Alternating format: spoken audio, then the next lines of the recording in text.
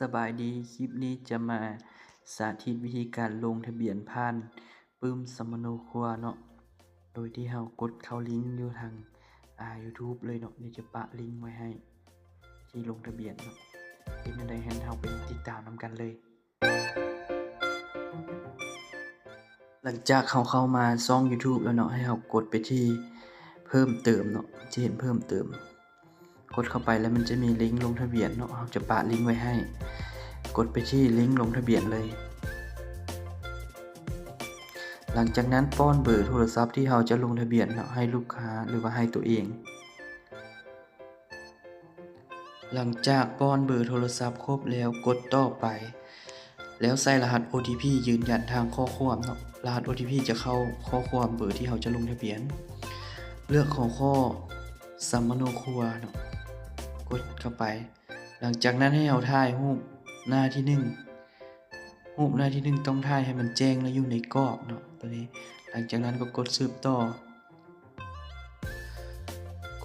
แล้วมาถ่ายรูปที่มีรูปผู้ที่มาขึ้นทะเบียนนั่นเนาะอยู่ในปึ้มสมโนครัวต้องแจ้งเนาะชัดเจนอยู่ในกรอบหลังจากนั้นให้เขากดถ่ายรูปจับปึ้มเนาะก็คือถ่ายรูปผู้ที่มาลงทะเบียนถ้ามันขึ้นมาแบบนี้ให้เรากดสืบต่อเลยแล้วตื้มข้อมูลใส่เนาะตรงนี้จะเป็นเลือกมันจะกลับไปหน้าที่ตื้มข้อมูลเลยหลังจากนั้นให้เรามาตื้มข้อมูลตามปึ้มเลยถ้าสัญชาติบ่ขึ้นให้พิมพ์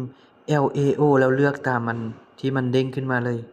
สำหรับปึ้มสำเนาครัวเนาะต้องใส่ข้อมูลให้มันถูกแล้วก็รูปต้องแจ้งเนาะเพื่อว่าจะได้รอท่ากดสอบอนุมัติเนาะหลังจากเราใส่ชื่อใส่หยังเป็นที่เรียบร้อยแล้วมาเลือกปีเกิดเนาะตามปฏิทินเลยหลังจากนั้นมาใส่วันเดือนปีเกิดเนาะเลือกเพศมาใส่วันเดือนปีเกิดให้เลือกที่ปฏิทินนะเนาะคลิกไปที่ปฏิทินแล้วเลื่อนใส่ปีเกิด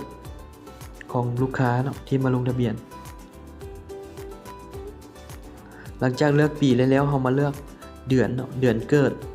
คือติ๊กเข้าไปบนเดือนเกิดแล้วหลังจากนั้นมาใส่วันที่ติ๊กเอาวันที่แล้วกดบันทึกแล้วใส่ส่วนเผ่าเนาะ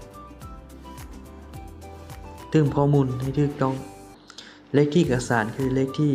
ปึ้มสำเนาครัวเนาะสำหรับวันหมดอายุนี้ให้เราเลือกไปปีใดก็ได้เนาะ2025 28 29 30ก็ได้เนาะเลือกวันที่ไหนก็ได้แล้วใส่สถานที่ออกปึ้มเนาะเลือกแขวงเลือกเมืองตัวนี้สำหรับเมืองปักกระดิ่งมันให้เลือกบ่อนมีเลข0นั่นก่อนเนาะแล้วมาเลือกบ้านเนาะบ้านของลูกค้าที่มาขึ้นทะเบียนเนาะ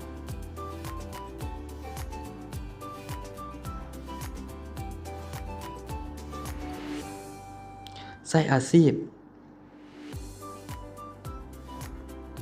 กดตกลงเห็นนี้แล้วกดสืบต่อหลังจากนั้นให้รอท่ากดสอบเนาะมันจะมีข้อความเข้ามายืนยันว่าเราลงทะเบียนสำเร็จหรือบ่สำเร็จเนาะที่ผ่านไปนั้นก็คือวิธีการสาธิตลงทะเบียนผ่านปึ้มสมโนครัวเนาะหวังว่าทุกท่านคงจะลงทะเบียนเป็นเนาะหรือว่ายังขาดอยู่จุดใดสามารถคอมเมนต์เข้ามาได้เลยเนาะขอบใจ